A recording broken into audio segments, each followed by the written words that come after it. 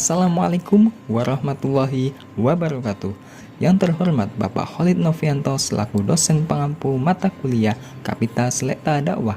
Kami dari kelompok 3 akan mempresentasikan hasil dari kerja kelompok kami, yaitu mengenai dakwah dan perubahan sosial. Perubahan sosial adalah perubahan dalam segi struktur dan hubungan sosial. Perubahan sosial yang bergerak melalui rekayasa sosial dapat dimulai dari perubahan individual yang baik dalam cara berpikir maupun bersikap. Dalam konteks dakwah, arah perubahan yang dituju adalah pembentukan khairu al-ummah atau umat terbaik. Hal itu diawali dengan pembentukan khairu al-bariyah atau makhluk terbaik, yaitu dengan mentransformasikan iman ke dalam amal soleh sosial. Secara berkelanjutan, khairu al-bariyah yang menjadi basis khairu al-usroh akan memunculkan pembentukan khairu al-usroh. Lalu dari khairu al-usroh yang merupakan khairu jamaah akan melahirkan khairu jamaah. Demikian selanjutnya akan melahirkan khairu al-ummah. Oleh karena itu, perubahan sosial merupakan perubahan yang mencakup unsur-unsur kebudayaan, baik material maupun imaterial, yang menekankan adanya pengaruh besar dari unsur-unsur kebudayaan material terhadap unsur-unsur imaterial. Baik, selanjutnya materi yang kedua yaitu keterkaitan aktivitas dakwah dan perubahan sosial. Perubahan sosial memang harus menjadi sasaran utama dari dakwah.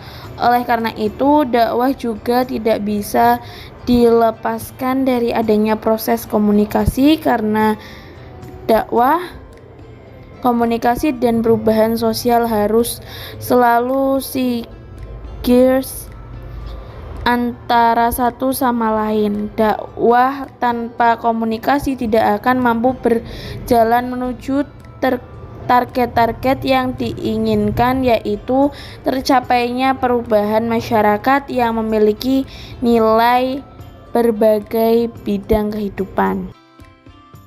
Dan materi yang ketiga yaitu fase perkembangan perubahan sosial masyarakat.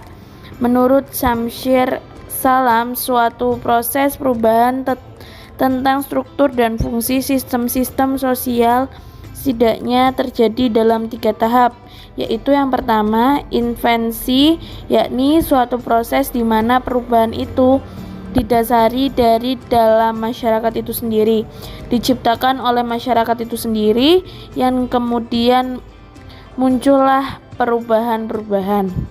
Yang kedua yaitu difusi, di mana ide-ide atau gagasan didapat dari luar itu kemudian dikomunikasikan dalam suatu masyarakat. Yang ketiga, konsekuensi, yaitu adanya hasil dari pada adopsi terhadap perubahan tersebut. Peran dakwah dalam perubahan sosial. 1. Pemberian motivasi. Pemberian motivasi merupakan pendekatan dalam rangka pergerakan dakwah. 2. Bimbingan. Bimbingan merupakan tindakan pimpinan yang dapat menjamin terlaksananya tugas-tugas dakwah yang sesuai dengan rencana, kebijaksanaan, dan ketentuan agar apa yang menjadi tujuan dan sasaran dakwah dapat dicapai dengan sebaik-baiknya. 3. Perjalinan hubungan. Untuk menjalin terwujudnya keharmonisan dan sinkronisasi usaha-usaha dakwah diperlukan adanya perjalinan hubungan, di mana para dai ditempatkan dalam berbagai bagian dapat dihubungkan satu sama lain agar mencegah terjadinya kekacauan, kesamaan, dan lain sebagainya. 4. Penyelenggaraan komunikasi. Dakwah dalam komunikasi sering disebut tablik. Tujuan dari komunikasi dakwah ini adalah terjadinya perubahan tingkah laku, sikap, atau perbuatan yang sesuai dengan Al-Quran dan Sunnah. 5. Sumber daya manusia.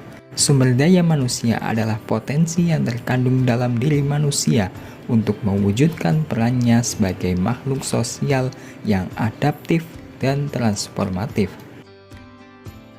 Dari materi tersebut dapat disimpulkan bahwa perubahan sosial merupakan perubahan yang mencakup unsur-unsur kebudayaan, baik material maupun imaterial, yang menekankan adanya pengaruh besar dari unsur-unsur kebudayaan material terhadap unsur-unsur imaterial. Proses perubahan tentang struktur dan fungsi sistem-sistem sosial setidaknya terjadi dalam 3 tahap: invensi, difusi, konsekuensi, dan suatu perubahan yang terjadi baik dari faktor-faktor yang berasal dari masyarakat itu sendiri maupun berasal dari luar masyarakat itu.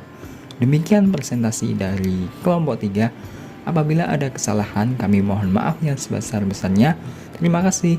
Wassalamualaikum warahmatullahi wabarakatuh.